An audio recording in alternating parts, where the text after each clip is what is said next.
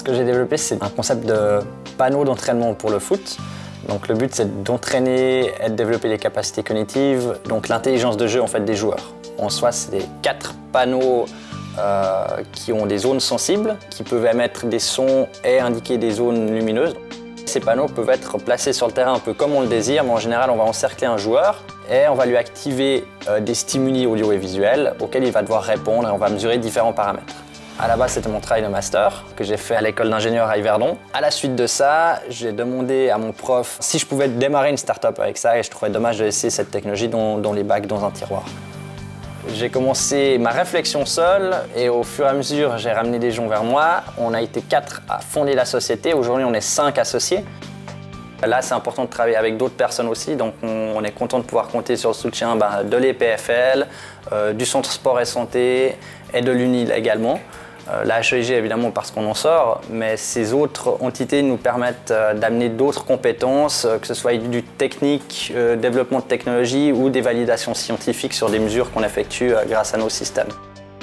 Le CSS est un département du service des sports universitaires de Lausanne, UNIL et PFL, qui a pour but d'être une plateforme de relation entre la science et la pratique. En clair, il va exploiter des enseignements qui viennent de la science pour pouvoir aménager de nouveaux produits, aménager de nouvelles formes d'entraînement en vue de son exploitation dans le cadre de la pratique sportive. Ce qui est intéressant, c'est d'avoir une expertise de la part des différents coachs, des différents entraîneurs qui sont des praticiens et d'avoir un feedback assez rapide vers les personnes qui sont en train de travailler sur la machine.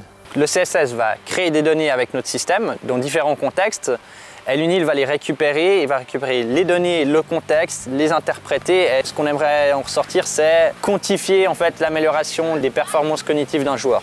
Avec SensiWall, on a particulièrement étudié la façon dont les entraîneurs et les joueurs s'approprient finalement cet outil technologique un peu particulier, c'est-à-dire la façon dont les entraîneurs intègrent cela dans leur dispositif d'entraînement et la façon dont les joueurs s'adaptent avec plus ou moins de difficultés aux contraintes posées par l'outil technologique.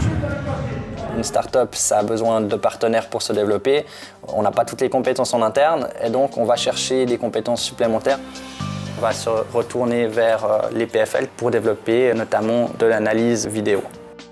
Parmi ces projets de ce qu'on appelle la capture du mouvement, on a beaucoup travaillé sur le suivi des joueurs dans des sports collectifs, et en particulier le basket.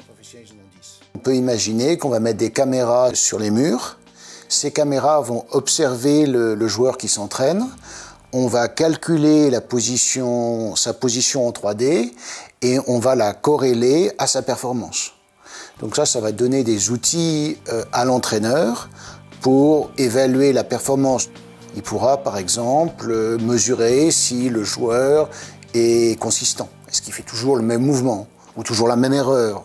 Aujourd'hui, les grands clubs comprennent par exemple Lyon ou Marseille avec qui on a fait des démonstrations et des tests. Ils nous disent souvent qu'ils ont des outils à disposition, mais que ce sont des outils informatiques purs. C'est-à-dire qu'ils ne sont pas sur le terrain. Ils vont entraîner le joueur avec par exemple des lunettes de réalité virtuelle à développer ses capacités cognitives. Mais le joueur n'est pas sur le terrain. C'est ça qu'ils aiment en fait avec les parois de SensiWall, c'est qu'ils vont pouvoir mettre leurs joueurs sur le terrain en conditions réelles et le faire travailler à 360 degrés.